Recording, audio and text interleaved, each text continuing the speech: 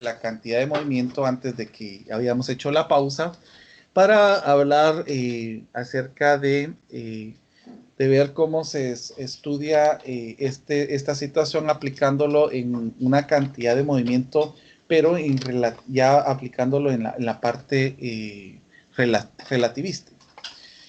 Entonces, nosotros en la física clásica, nosotros utilizábamos que la cantidad de movimiento, solo permítame un momentito que ahí estamos. Hablábamos que la cantidad de movimiento, como es vectorial, es igual a la masa por la velocidad.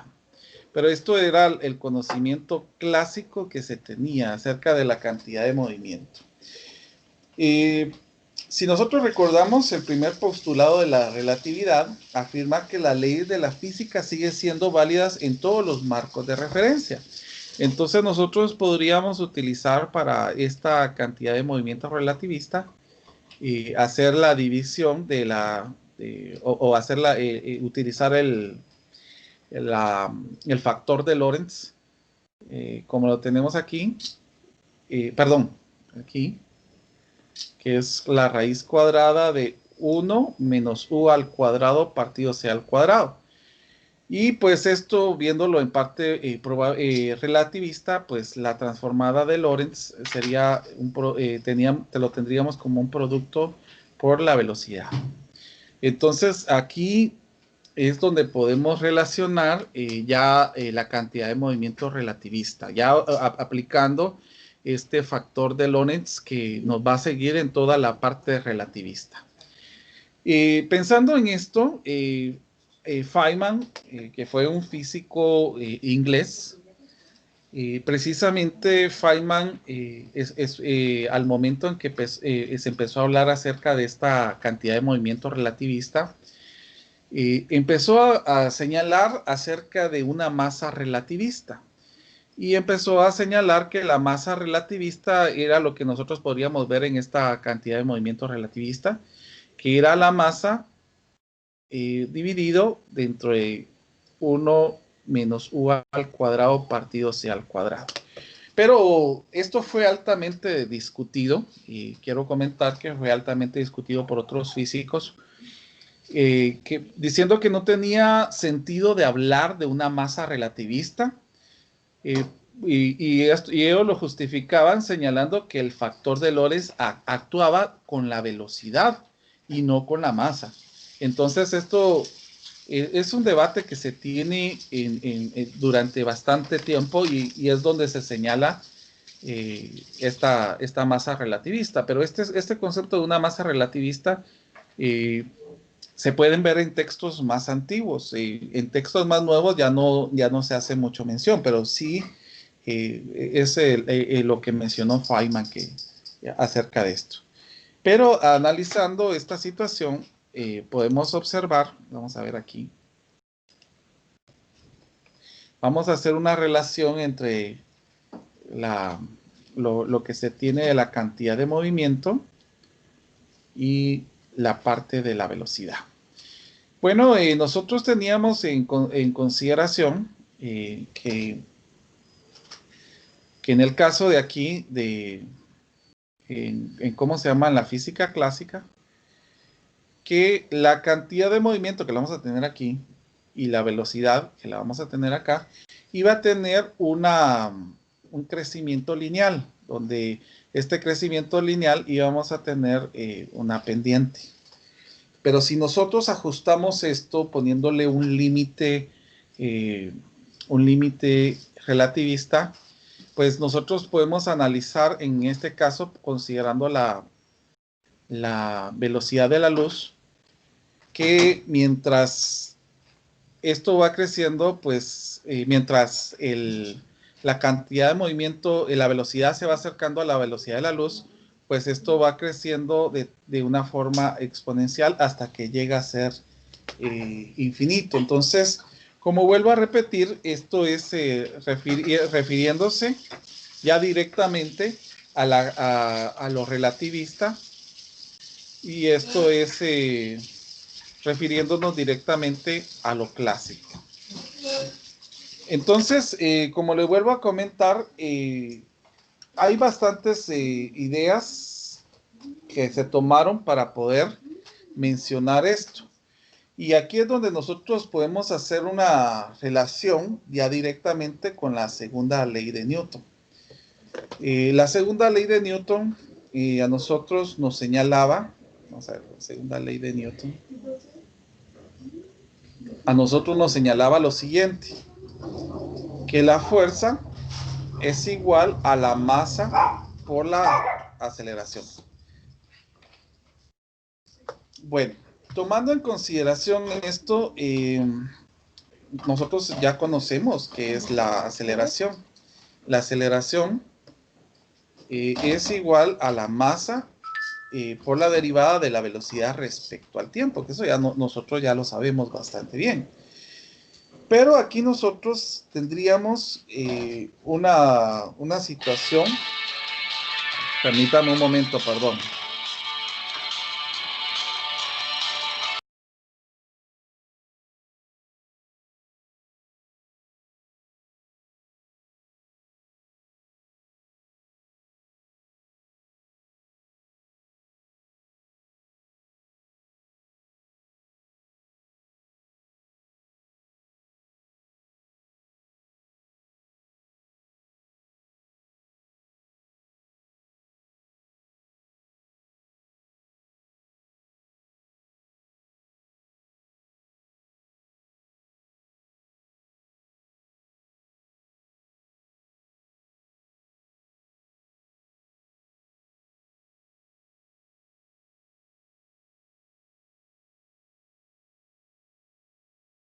Disculpen, tuve una llamada un poquito urgente, por eso me interrumpí.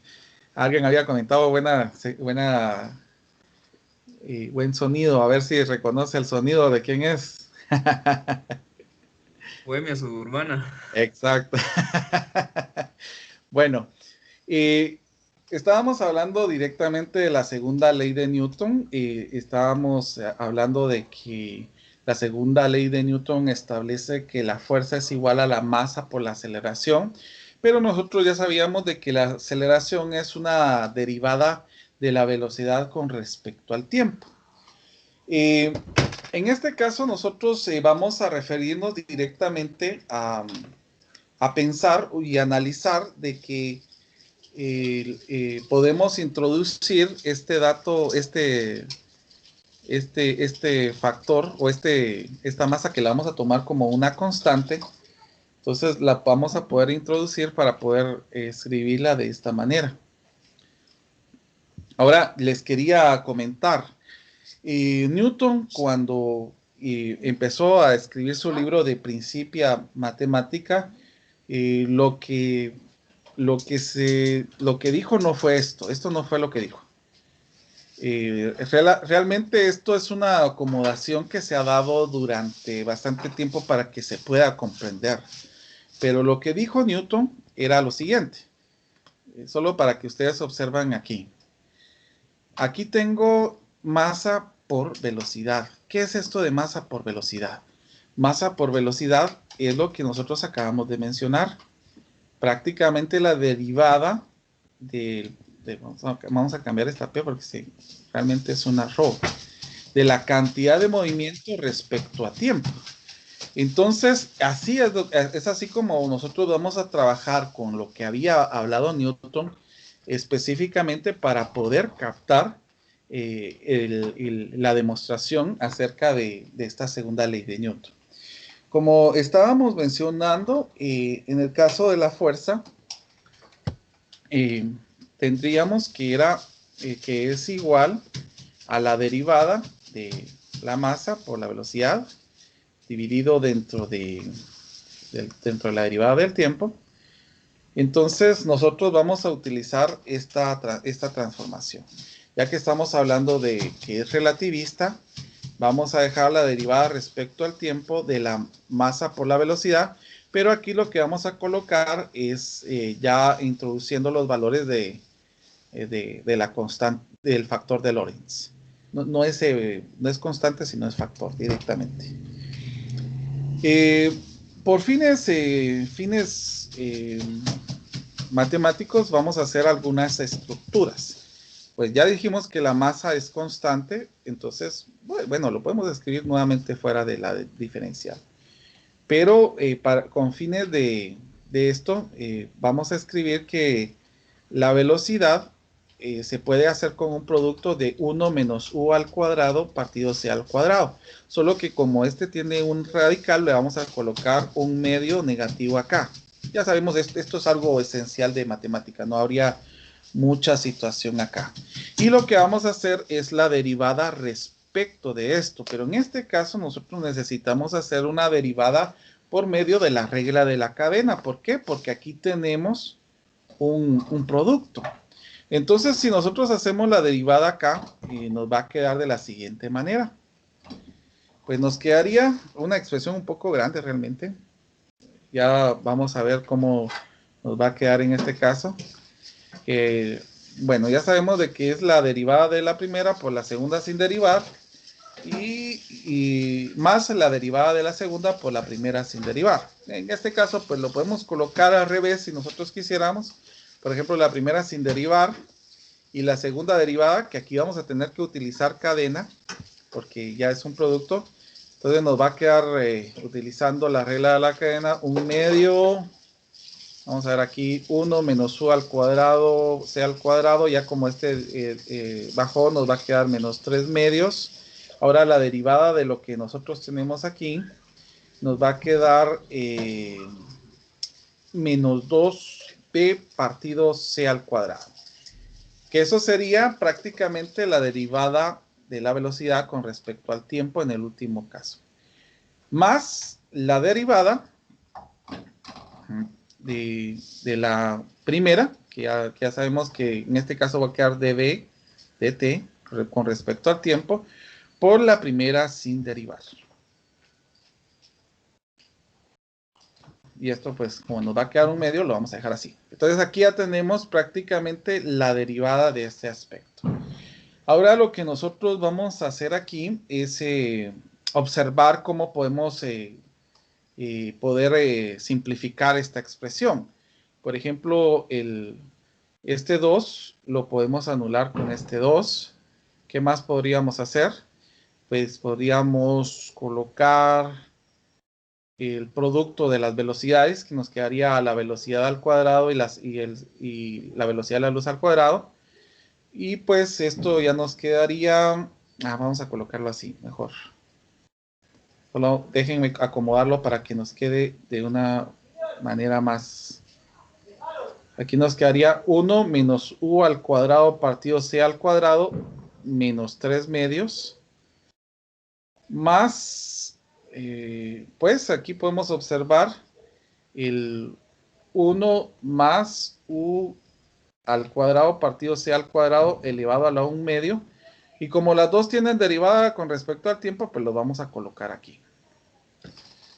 Podemos hacer una suma de fracciones algebraicas, tomando en consideración lo que acabamos de hacer, ya que tenemos el exponente de forma negativa, la podríamos escribir de la siguiente manera, como b partido c al cuadrado dividido 1 partido u al cuadrado partido c al cuadrado elevado a la 3 medios. O sea, lo que hice fue, como este es negativo, solamente lo puse abajo.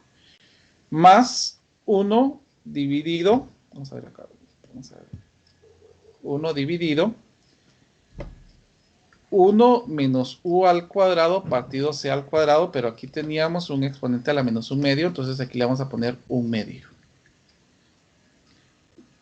Y pues aquí teníamos la masa, que la masa no era la masa, es igual, sino era un producto. Sí, joven, ¿qué iba a decir? Ajá, Eso gracias, mismo le iba a decir. gracias, no, gracias. Mire, hay algunas cositas que se me van por estar pensando en tantas expresiones, pero gracias por decirlo hoy. Muy bien, al momento de hacer esta expresión, podemos pensar en un denominador común. ¿Cuál sería el denominador común de esta expresión? El denominador común de esta expresión va a quedar 1 menos u al cuadrado partido c al cuadrado elevado a la 3 medios. Esta expresión dividido entre esta expresión, pues nos va a quedar 1. multiplicado por esto, solo que aquí vamos a hacer en lugar de b, vamos a colocar u, porque eso es como lo venimos trabajando, porque en el caso de la velocidad, nosotros lo hemos estado hablando como u, no como b. Bueno, miremos acá, y nos va a quedar u partido c al cuadrado, y si dividimos esto dentro de esto, ¿cuánto nos quedaría? Pues nos quedaría esto elevado a la 1. Entonces nosotros podemos poner 1 menos u al cuadrado partido c al cuadrado elevado a la 1 db dt. Al multiplicar esto, nos quedaría u partido c al cuadrado más 1 menos u partido c al cuadrado dividido dentro de 1 menos u al cuadrado partido c al cuadrado. Solo permítanme un momentito. Si es que aquí sería al cuadrado, porque u por u es u al cuadrado. Bueno, entonces, ¿qué podemos observar aquí? Que se cancela. Se puede cancelar este término con este término. Entonces, ¿qué nos quedaría en esta parte? Pues nos quedaría que es la masa por 1 partido 1 menos, como este es 3 medios, nosotros lo podríamos escribir de la siguiente manera. Vamos a ver, aquí es 3 medios. Nosotros lo podríamos escribir de la siguiente manera, poner un radical aquí. Y como este está elevado, lo podríamos poner elevado al cubo, pero también lo podemos poner aquí elevado al cubo porque no afecta a este 1. Entonces, así ya nos eliminamos de poner 3 medios y solamente ponemos esta escritura. Y esto va a estar multiplicado por la diferencial de la velocidad con respecto al tiempo, que nosotros ya hemos hablado que esto es la aceleración. Muy bien, analizando en esto, ya sabemos de que este es el factor de Lorentz. Entonces la fuerza relativista nos va a quedar masa por aceleración por el factor de Lorentz elevado al cubo.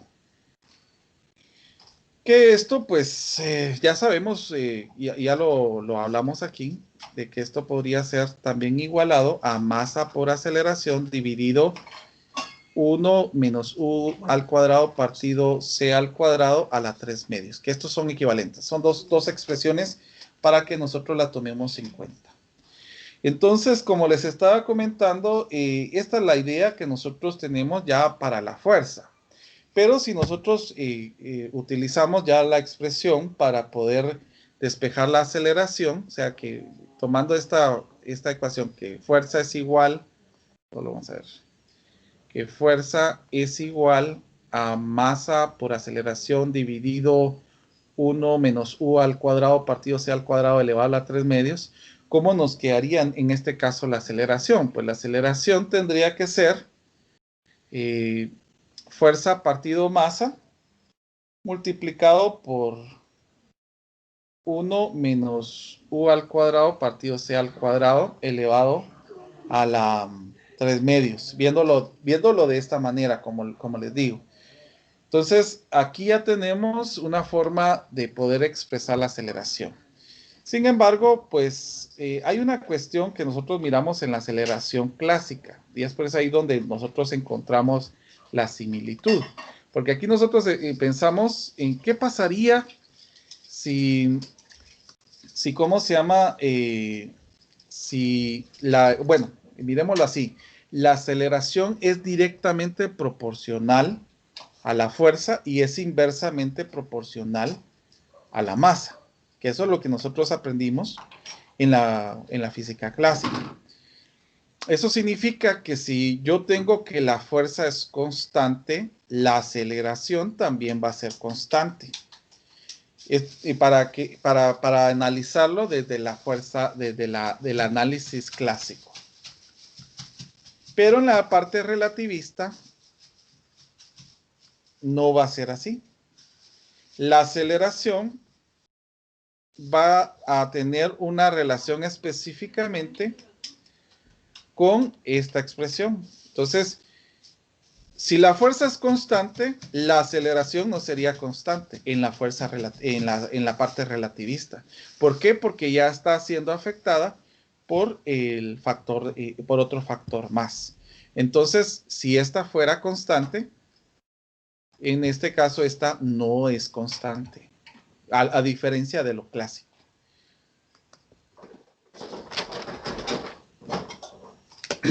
Bueno, entonces podemos tomar algunas sugerencias de lo que estamos observando en este caso.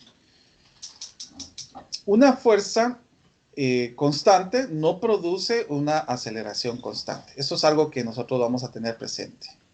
Ahora, ¿qué pasaría si yo dijera que la velocidad es aproximadamente la velocidad de la luz? Si fuera aproximadamente la velocidad de la luz, miremos qué sucede en este caso. Esto nos quedaría un 1 y aquí este sería c al cuadrado partido c al cuadrado. Perdón, aquí había colocado un medio, pero es 3 medios. Vamos a ver. Sí, aquí sí tenía 3 medios. ¿Para qué pasaría en este caso? Miremos qué sucede en este caso. Pues aquí nos quedaría 1 y c menos c, esto nos da 1. Y ya sabemos de que 1 menos 1 es 0 elevado a exponente de 3 medios, nos va a quedar 0 multiplicado por la fuerza de biomasa, pues nos va a quedar 0.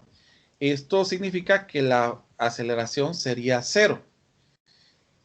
Pero esto en este caso llegaríamos a pensar que si la velocidad es cercana a la velocidad de la luz, entonces la aceleración va a tender a ser 0, en este caso, si lo miramos así.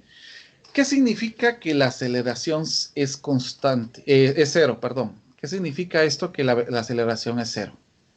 ¿Qué podemos intuir acerca de esto? Si la aceleración es 0, ajá. La velocidad sería constante. Exactamente. Entonces nosotros llegaríamos a esta conclusión. La velocidad entonces sería constante. Entonces aquí es donde nosotros tenemos esta situación de poder relacionar que no importando el punto que se tenga, la velocidad de la luz va a ser constante. Y eso significa que la aceleración va a ser 0. Y no, independientemente del marco de referencia donde se esté. Otra cosa que quiero que analicemos a partir de los resultados que tengamos aquí es lo siguiente. Esto es lo primero que quería que analizáramos. Vamos a ver otra cosa que quiero que analicemos. Recordemos que la fuerza habíamos dicho que era masa por aceleración dividido 1 menos u al cuadrado partido c al cuadrado elevado a la 3 medios. ¿Qué pasaría en este caso si u, la velocidad tiende a ser c en este caso? Miremos qué pasaría con la fuerza. Bueno, entonces aquí nos quedaría 1 menos 1 elevado a la 3 medios. Y mientras un valor tienda a ser 0 en el denominador, ¿cuánto va a ser el resultado en total? La fuerza tendería a ser infinito. Aquí esto apoya al segundo postulado de la relatividad, que decimos que si aceleramos un objeto o una partícula que está en reposo, la luz necesita una fuerza infinita. Esto no es posible, por lo tanto no podemos acelerar hasta que alcance la velocidad de la luz. Aquí podemos comprobar ya la idea del segundo postulado de la relatividad. Entonces, con esto estamos demostrando ya directamente cómo es que esto se va relacionando con aspectos específicos. No sé si hay alguna duda, por favor, comentemos. Si no, pues, bueno, ya vamos a detener y vamos a continuar mañana porque al tiempo